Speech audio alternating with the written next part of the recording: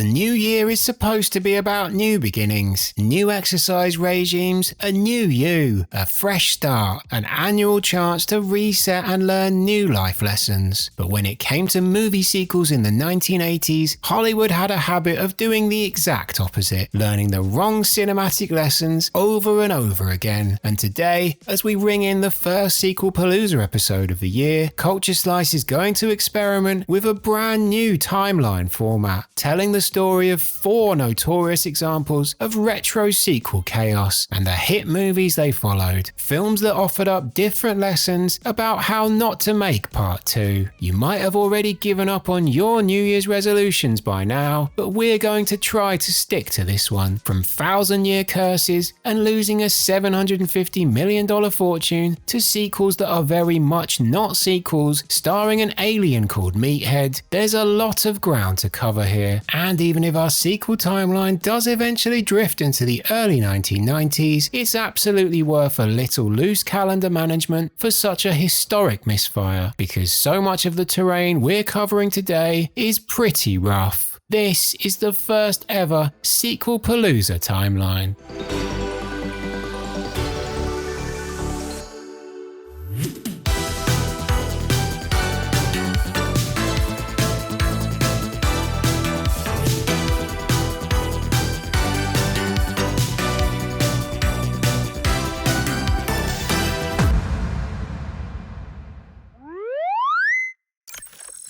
As the world started to look towards the bright new future on offer in the 1980s, an unassuming Canadian comedy was becoming one of the surprise smash hits of the cinematic year in the summer of 1979. Filmed a year earlier on location at Camp White Lake in Ontario, Meatballs became a sensation upon release on June 29th, helping to launch the big screen careers of director Ivan Reitman, co-writer Harold Ramis, and lead star Bill Murray. Taking its cue from the slobs versus snobs chaos of Animal House, Meatballs was absolutely on trend for the time, telling the story of Murray's counsellor Tripper Harrison and the residents of Camp North Star, who battle against their rivals across the water at the snooty Camp Mohawk. And yes, hijinks would indeed ensue, even if the film also offered up a surprisingly soft centre at times, not least in the relationship between Murray's lead and camp loner Rudy Gurner, played by Christopher Makepeace. Critical reactions had been mixed, with most praising the tour de force performance from Murray, even if they weren't too enamoured with the rest of the picture. As the Washington Post's review put it, Murray though is wonderful. His performance almost makes the film's sophomoric humour worth sitting through, with Animal House not just a huge hit, but also the third biggest of 1978. Audiences embraced Meatballs with open arms in a manner that hadn't seemed conceivable when it went into production. As Reitman remembers, "We never had an American distribution deal. We made the film with our own money, but because Bill Murray was in it and Animal House came out of nowhere and became one of the most successful movies that year, suddenly everybody wanted a Saturday Night Live character movie." Made on a budget of little more than $1 million, it would eventually make over $70 million in cinemas. Murray was now a legitimate film star, and Reitman, who had produced Animal House a year earlier for National Lampoon but been rejected as director by Studio Universal, now had a bona fide hit of his own on his CV. Meatballs was the kind of success the Canadian film industry basically never saw. It also helped to further open the floodgates for a new generation of film comedies built around the slobs versus snobs concept. Caddyshack took it to the golf course in 1980, while Reitman, Murray and Ramis reunited for Stripes, which took the action to an army base and became an even bigger hit than Meatballs, raking over $85 million in the summer of 1981. The following year, Porky's upped the raunch level by a fair few notches and would eventually take over $160 million in cinemas. The filthy floodgates were well and truly open now, and a raft of imitators rolled off the production line. But it wasn't all puerile in the early 80s Hollywood comedy landscape. Some movies were still attempting to deliver humour for a slightly more sophisticated palate. When it first arrived in cinemas on July 17, 1981, it didn't initially look like Arthur was going to be a huge hit, but it would eventually achieve a pretty staggering level of success for a first-time director. The screenplay, telling the story of a drunken New York heir set to inherit $750 million if he goes through with an arranged marriage, only to fall in love with a working-class girl from Queens, had been knocking around for a while at Paramount Pictures in the late 70s before going into production in 1980 under Steve Gordon, who also wrote the script. Gordon's vision was to bring back the feeling of smart, character-driven, classic 30s and 40s Hollywood screwball comedies to prove that they did indeed still make them like they used to. Seemingly every American leading man going was linked to the role of Arthur back, but Dudley Moore eventually got the part. Liza Minnelli, coming off a series of high-profile flops and making her first film in 4 years, played his true love Linda, with John Gielgud's performance as Butler Hobson going down so well that it would see him win the Best Supporting Actor Oscar, because in life, it's not how you start, but how you finish. And Arthur's initial cinematic run finished fairly gloriously. After failing to make it into the box office top 5 across its first month of release, Arthur wouldn't leave the top 3 between August and November. It would make over $95 million domestically against its $7 million budget and become the 4th biggest movie of 1981. Arthur was the archetypal slow burn hit with a strong booze-soaked central performance from Moore and an outstanding cast backing him up. It was also fueled by the trendiest new Hollywood accessory of the time, a hit theme song. Christopher Cross, who had swept that year's Grammy Awards with his debut album, provided Arthur's theme Best That You Can Do, which spent 3 weeks at the top of the Billboard Hot 100. Critics generally lavished praise, and that rolled through to the following year's Oscars, where not only Gielgud but also Cross took home trophies. Gordon and Moore had to make do with only being nominated, but Arthur was such a smash that a sequel felt almost inevitable, even if it was also unnecessary. But whatever Steve Gordon did next would be a big deal in Hollywood, whether Arthur did return or not. Before too long though, a combination of tragedy and timing would cast doubt on what seemed like a sure thing. Unlike Arthur's path, it looked like everything that could go wrong would go wrong for a 1984 comedy that would eventually make a big, splash with audiences. Every studio in town turned down Splash, the story of another New Yorker, but this time one who was less wealthy, more sober, and falling in love with a mermaid. Director Ron Howard hadn't proven himself a hitmaker, and when Disney eventually did agree to make it, they rejected Tom Hanks as his choice for leading man. Howard had initially considered Hanks for the supporting role later taken by John Candy, but writers Lowell Gantz and Babaloo Mandel convinced him that Hanks could take the lead. The pair would be involved in some of the biggest movies of the next 2 decades, but at the time this surprisingly subversive, romantic fish-out-of-water comedy was considered a risk. Even when Disney approved Hanks' casting, and that of equally green Daryl Hannah as Madison the Mermaid, they only did it on the agreement that Howard would bring Splash in cheaper and faster than another mermaid movie starring Warren Beatty, presumably not playing a mermaid, who knows. Anyway, that film never got made, but Splash did.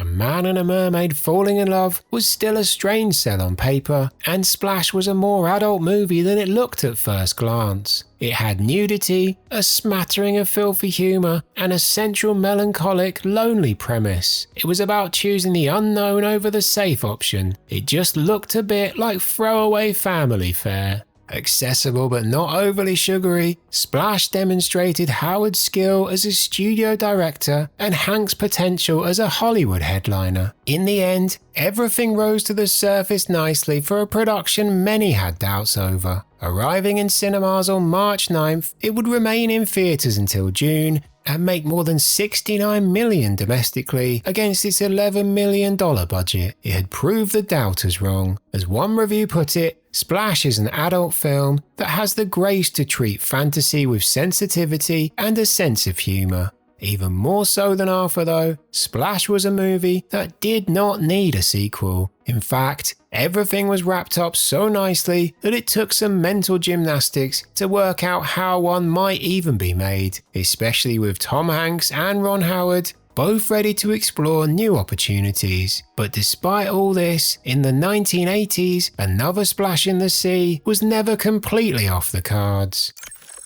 By 1987, the studio comedy was becoming something of a well-oiled machine, and much of the anarchic energy that had revolutionized the genre earlier in the decade now felt a little more managed. Where once the average big screen comedy thrived on chaos, and even those that didn't had a surprisingly adult undercurrent, it had largely become a far more corporate entity. Figure out a unique concept, grab a couple of photogenic leads, add a hit single to the soundtrack, and you were basically most of the way there in late 80s Hollywood. And one such more homogenized comedy effort came to life in cinemas in early 1987.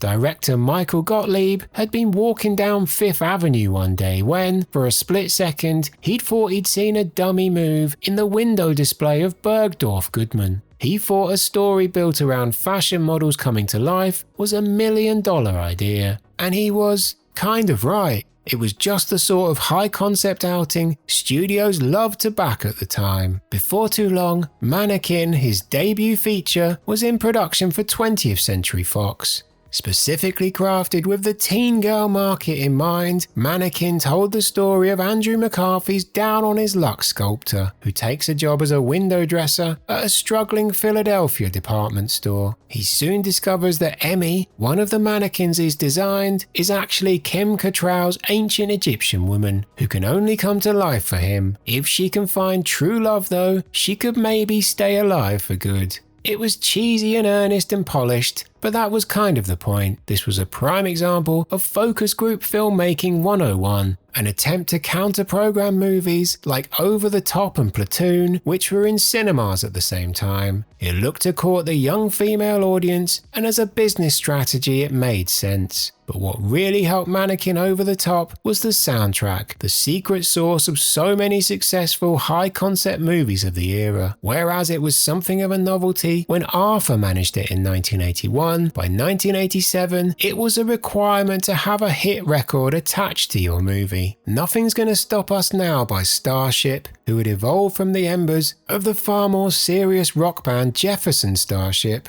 was #1 in the US, the UK and across the world, becoming the 5th biggest selling single of 1987. It even managed a nomination for Best Original Song at the Oscars. Mannequin made more than $40 million in North America alone, against a budget of less than $8 million, and became a huge hit on VHS. They knew their market, and it showed. To give Gottlieb and fellow writer Edward Rugoff their due though, Mannequin definitely had its mad moments, featuring a narrative involving ancient Egyptians and gods and trash compactor terror. Critics had savaged the picture, calling it absolute rock-bottom fare, made for and by dummies, and dispiriting for anyone who remembers what movie comedy should be. But it didn't really matter. This film wasn't for them. Things had certainly shifted for studio comedies in the time between Meatballs and Mannequin, but the genie was out of the bottle now, or rather, the mannequin was out of the window display. And while Mannequin showed how carefully engineered studio comedy could still pay off, other franchises had already learned that simply slapping a 2 on a title was a far riskier proposition. Nothing was gonna stop us now. Sorry, moving on. Years before Mannequin was raking in profits with its tale of a dummy coming to life, TriStar Pictures was keen to breathe new life into the Meatballs brand. And they did, kind of. With no interest in making a follow-up, exec producer John Dunning, who owned the name and concept, had sold off the Meatballs rights in the early 1980s. And TriStar, which had picked up distribution for future Meatballs films from Paramount Pictures, was eager to squeeze out whatever value the brand had left to give. The only problem was, none of the original cast and crew wanted anything to do with a sequel. They were mostly off making Ghostbusters, so that was, fair enough. So the studio would end up committing one of the cardinal sins of sequel filmmaking, and the first lesson we'll learn from this video: never literally slap Part 2 onto a random unrelated film and call it a sequel. In July of 1984, Meatballs Part II arrived in cinemas. The only thing was, it hadn't actually been made as Meatballs Part II. The movie had been screened for distributors as Summertime and developed under the title Call Me Meathead. Call Me Meathead? That's a strange title. Yeah, we'll come back to that. Anyway, director Ken Weidenhorn's film was struggling to find distribution under its original name, and TriStar needed a movie to release. So, rather than, writing, filming and editing an actual Meatballs sequel, they just bought Summertime, slapped the brand on it and shoved it out to the masses. It wasn't even made in Canada. As a film produced by people who had no idea that they were making Meatballs Part 2, it of course had no meaningful connection whatsoever to the original movie. But it did take place at a summer camp, although it was Camp Sasquatch this time, which faces the prospect of being bought out by the owner of rival Camp Hatton, with its fate decided in a boxing showdown at the end of the season. Along the way, there's hijinks, romance, some very PG sex comedy shenanigans, and a young Paul Reubens, aka Pee Wee Herman, turning up in a supporting role. Oh, and a group of kids adopting an alien they call Meathead. Yep. An alien was sent to Earth by its parents to learn more about the culture on our planet. They come back and pick him up in a spaceship towards the end. So while aping both Rocky and E.T. and adopting the Meatballs name without anything to do with any of the Meatballs characters, Part 2 failed to really achieve much. It got much more attention than it ever would have if it wasn't called Meatballs Part 2, but it still went nowhere fast. Reviews were savage, with the absence of Murray's presence being seen as a particularly big loss. As the New York Times review concluded, pallid writing, awkward acting, familiar situations, and tired jokes make the morons, wimps, and losers of Meatballs Part 2 easy to pass up. Reitman and Murray, neither huge fans of sequels across their careers, would distance themselves from the film, with Part 1's director expressing disappointment that fans might be lured to the sequel because of the false advertising title. And when it debuted, the movie duped enough Meatballs fans to make it into the top 10 on its opening weekend, an achievement given the unbelievably stacked schedule, screening at multiplexes in the summer of '84. But it dropped hard and it dropped fast, and would leave theatres a couple of weeks later. It would make $5.4 million in North American cinemas, a paltry figure compared to its predecessor's massive success. It's fair to say that the gamble didn't quite pay off. Meathead was not the next E.T., Flash wasn't the next Rocky, and Meatballs 2 wasn't the next, Meatballs. But Meatballs 2 was a prime example of Hollywood at its most cynical. 2 years later, seemingly with an even smaller budget and with TriStar very much washing their hands of the whole situation, Meatballs III Summer Job arrived with little fanfare. But it did at least have a direct connection to the first movie. This time an adult Rudy returns to the franchise, but he's played by Patrick Dempsey, and there's a bizarre plot involving a porn star named Roxy Dujour who has been denied entry to heaven, with the only way they can access the afterlife being to help Rudy lose his virginity. And if that wasn't enough, late-night cable TV legend Shannon Tweed turns up as the object of Rudy's desires. Sounds like I'm making this up, as if rather than sticking to my New Year's resolution, I decided to drink all of the leftover Christmas booze in one sitting. But I'm not, it's real. Meatballs 3 made less than half its production budget back in cinemas, but it was, to give it some credit, an actual sequel. Sort of, which at this stage felt like some kind of progress.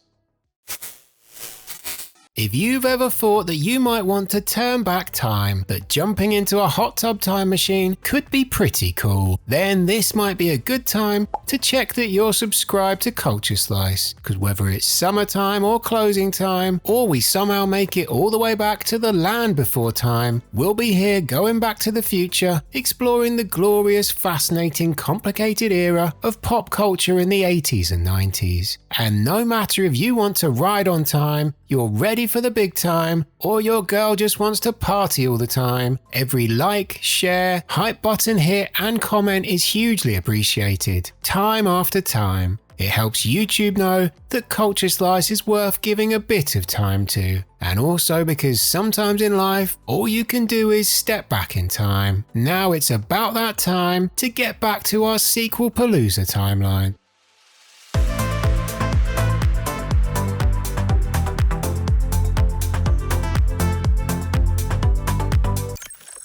By 1988, the trend of exploiting recognizable movie brands without much consideration for the quality of the product was becoming an ever more clear and present part of the movie business. Meatballs 2 was terrible, but you could argue that its chaotic nature at least made it interesting. Splash 2, well, that was just sad. We'd seen some examples of sequels used as brand extensions before, but they'd largely managed to make it to cinemas. What Splash 2 represented though was the beginning of the era of cheap, made-for-TV or straight-to-video follow-ups as a viable business model, something which would absolutely explode as we moved towards the 1990s. The title was now the product. As long as people recognized it in the TV listings guide or on the video store shelf, it didn't really matter what kind of film lived behind it.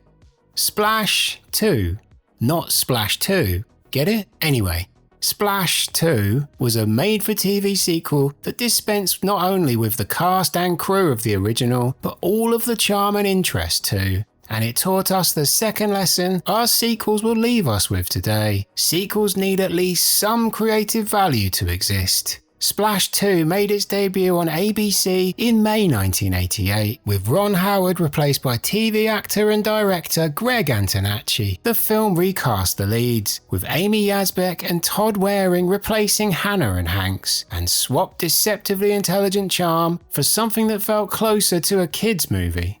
The plot involves saving both Alan's family business and Madison's dolphin friend Salty, and the result was the very definition of functional filmmaking, built to pull a TV rating thanks to the name and little else. Perhaps the clearest sign of Splash 2's failure was the fact that Disney have never bothered to release the movie on home media in the US.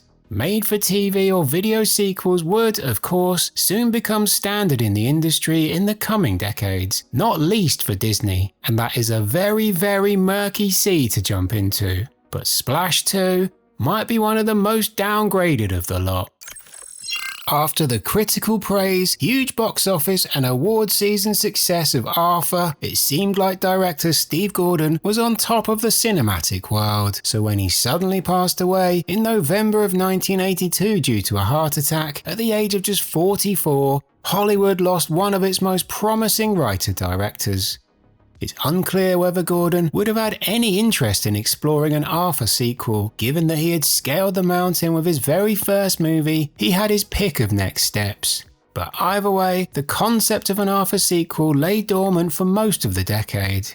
That all changed thanks to a convoluted deal involving producer Larry Bresner, which allowed Warner Brothers to make Arthur 2 in exchange for his new film Throw Mama from the Train being granted access to footage from Hitchcock's Strangers on a Train. The deal was struck, the paperwork was signed, and suddenly an Arthur sequel was going into production. But Arthur 2 on the rocks would end up failing because it refused to accept the next lesson of sequel filmmaking we're taking on board today: know when the party is over. Warners seemed to believe they could just plug Arthur back in and let the cash flow. But the world was a very different place in 1988 to the one the first movie had arrived in. Christopher Cross, whose theme song was inseparable from the first film's success, had gone from the hottest new artist in the world to being dropped by Warner Bros. Records. His 1988 album didn't even chart in the US. The character-driven, rambling charms of Arthur felt quaint in the blockbuster era of bigger hooks, louder concepts, and clearer payoffs. And crucially, Steve Gordon wasn't there to make the movie. He was replaced by SNL writer Andy Breckman and director Bud Yorkin. Most of the key players returned on screen, but the magic was gone. The story picked up several years later, with Arthur successfully losing his fortune this time. Broke, drunk, and with his wife Linda keen to start a family, Arthur must actually face adulthood, or work out a way to get his inheritance back. Critics who lavished the first movie with praise were far less kind this time. Reviews range from about as funny as the plight of an alcoholic to one of the most underwhelming sequels in cinematic history. As Time Out put it, a romantic comedy with a fatal flaw. It's rarely funny. Audiences agreed. The first movie was the fourth highest grossing of 1981. For the sequel in 1988, it couldn't tap into the top 70, making less than $15 million in cinemas. Arthur's time had passed. An inferior follow-up to a movie that succeeded in a completely different cultural landscape was never going to cut it.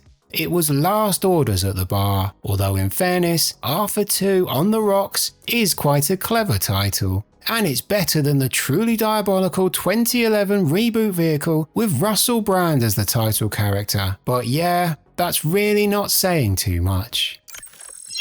Changes in popular culture don't usually neatly align with the dawn of a new decade, and even though Mannequin 2 On the Move was released in 1991, it was absolutely a child of the 1980s, or maybe make that a hungover teenager. Mannequin 2 would end up a prime example of another sequel filmmaking lesson. Quit while you're ahead. No amount of desperate escalation can hide a tired concept. Or, to put it less succinctly, remove basically all of the original's creative talent, increase the madness to distract from a reheated plot, attempt to recapture a moment in time that had long faded, and then hire the director of Mac and Me to pull it all together. What on earth could possibly go wrong? In May of 1991, Fox attempted to reanimate Mannequin with a sequel built around Kristy Swanson's Jessie, a peasant girl in an ancient land who has been frozen by a sorcerer for 1,000 years, and ends up in a Philadelphia department store, just like Kim Cattrall. Unless she can find true love, just like, Kim Cattrall. Luckily for her though, there may be hope, in the form of William Ragsdale's Jason, who just so happens to be a descendant of her first love from back in the kingdom of Hauptmann Koenig. Hauptmann Koenig? However you say it. Anyway, this sequel had 4 writers attached to it, but despite that, it very much felt like it was stuck on repeat. Stuart Raffle, director of Ice Pirates and yes, Mac and Me, came on board without having any knowledge of the original film, tasked with delivering a sequel for Fox without too much fuss and to a reasonable budget. Just get it done, another one off the assembly line. Critics hated it again, that was to be expected, with On the Move labelled insipid in the extreme, full of far too many script misfires and built-in flat tyres, and even more feeble than the original. But this time, audiences weren't interested either. It made just $3.8 million against its $13 million budget. But the thing is, though this is the polar opposite of a good movie, at least some of the cast deserve more. Meshach Taylor returns as Hollywood Montrose and almost makes parts of this nonsense work, while original Buffy Kristy Swanson is so perfectly cast that it's kind of a shame she didn't get a much better film built around her. And bringing back Nothing's Gonna Stop Us Now for the end credits just reinforces the sad reality on display. I never thought a film could make you nostalgic for the first Mannequin, but here we are. Kristy Swanson, you deserved better. Somewhat staggeringly, Mannequin 2 is not the end of our journey across space, time, and very low quality sequels. Even more staggeringly, in 1992, we got another Meatballs movie, and for some reason, this one starred Corey Feldman. Originally called Happy Campers, Meatballs 4 was added to a franchise which had absolutely no value left partway through production, so at least it was made into a Meatballs sequel while it was being made. Starring Feldman as a water skiing instructor who has to save his summer camp from being taken over by the richer one across the water, a storyline which feels painfully familiar, Meatballs 4 arrived direct to video in March of '92 and made no impact whatsoever. For a random sex comedy from the early 90s, I guess I've seen worse, but I've also seen better, and I've seen a lot of random sex comedies in my time. Wait, what? Anyway, Meatballs 4 featured a sprinkling of nudity and a solo dance routine from Feldman that defies both logic and words. So if you're potentially a fan of either of those things, I guess that was good news. And the really great news was that Hollywood learned the lessons from every one of these sequel failures, and everybody went back to the magical land and lived happily ever after. Yeah, that didn't happen, of course. But at least the seemingly never-ending stream of questionable Part 2s and 3s and 4s gives us plenty of material as Culture Slice and Sequelpalooza turn over a new leaf across 2026 and beyond. So hi-ho silver linings and all that. Thanks for watching, here's to a great year for us all, and of course, save Ferris.